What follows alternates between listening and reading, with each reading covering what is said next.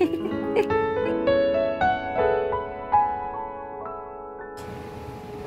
বন্ধুদের কিছু বলতে চাও? বলো শুভ মহালয়া। তোমরা ভালো থেকো।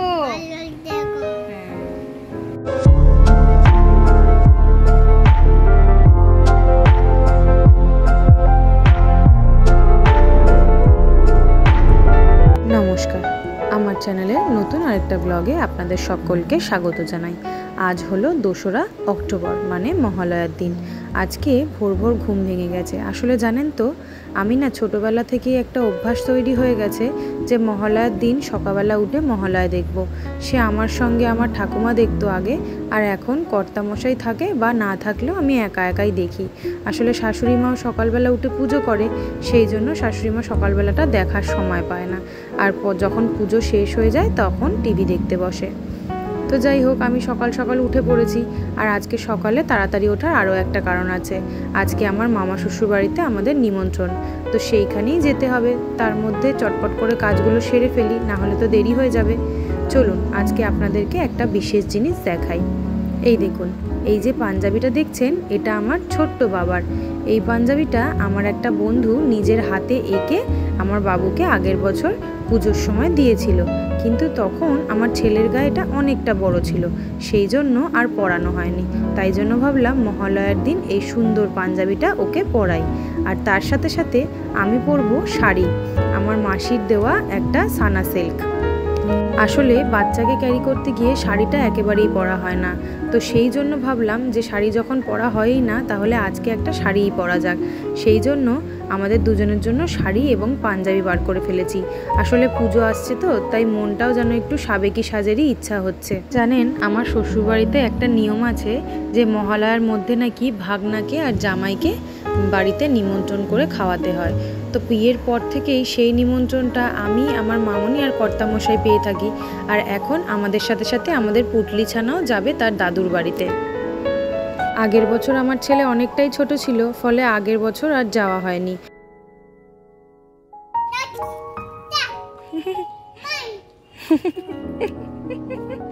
তুই তো ডাকছিস ওদেরকে বাবা।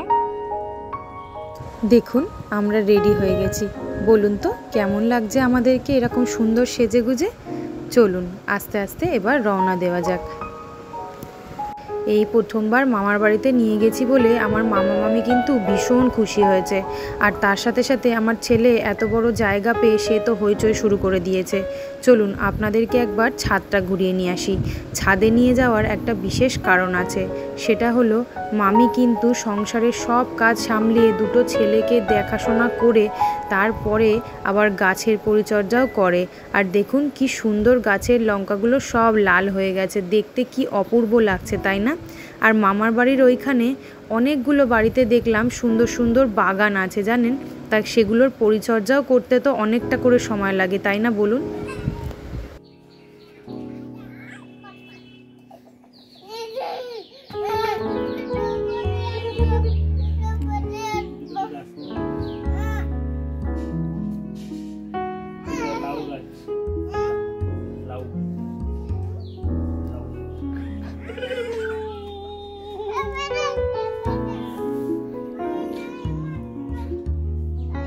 অনেক ঘোরাঘুরি হয়ে গেছে, চলুন এবার নিচে যাওয়া যাক।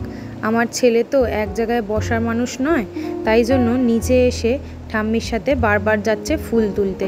আর এইখানে জানেন, প্রত্যেকটা বাড়িতে এত সুন্দর বাগান, আর ফুল গাছ তো মাস্ট, যেমন হলো টগর গাছ আর জবা ফুল গাছ, প্রত্যেকের বাড়িতে একটা করে আছে। তাতে কি সুন্দর ফুলও ধরে রয়েছে, দেখতে এত অপূর্ব লাগছে। তাই মামি আমাকে ওই গাছগুলোই দেখাতে নিয়ে গেছিল। সারাদিনটা খুব আনন্দ করে গল্প করে আড্ডা মেরে কেটে গেল। এরপর বাড়ি ফেরার পালা, তাই ছেলে দাদুর কোলে বসে আছে আর ওর পাপা ওকে জুতোটা পরিয়ে দিচ্ছে। আসলে পেন্ডিং কাজগুলো অন্য দিন তো সারা যায় না কর্তামশাই ছুটি ছাড়া, তাই জন্য আজকে চলে গেলাম, আরও কিছু কাজ ছিল বাকি। আসলে প্রত্যেক বছর আমার বাবাকে জামা প্যান্টের পিস দেওয়া হয়, এই বছর তাই ঠিক করেছি যে ইনস্ট্যান্ট পরতে পারবে এমন কিছু জামাই দেব। পিসগুলো তো সেই পরেই থাকে, ইনস্ট্যান্ট আর পুজোর সময় পরা হয় না।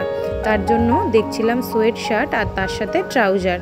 সোয়েট শার্ট যদি কর্তামশাইয়েরও পছন্দ হয় তাহলে দুজনের জন্য দুটো নিয়ে যাব, এই ভেবেই ট্রায়াল দিতে শুরু করে দিয়েছে। আর এতটাই ভিড় ট্রায়াল রুমে যে সে বাইরেই জামা কাপড় পরে দেখতে শুরু করে দিয়েছে। চলুন, আমাদের জামা কাপড় কেনা হয়ে গেছে, এইবার বাড়ির উদ্দেশ্যে রওনা দিই। আজকের মতন এখানেই আসি, দেখা হবে আবার কোনো একটা দিন নতুন একটা ভ্লগ নিয়ে। ততক্ষণের জন্য এইভাবেই আমাদেরকে সাপোর্ট করতে থাকুন, ভালোবাসতে থাকুন। আর আজকের ভ্লগটা কেমন লেগেছে অবশ্যই কিন্তু কমেন্ট বক্সে জানাতে ভুলবেন না। ধন্যবাদ।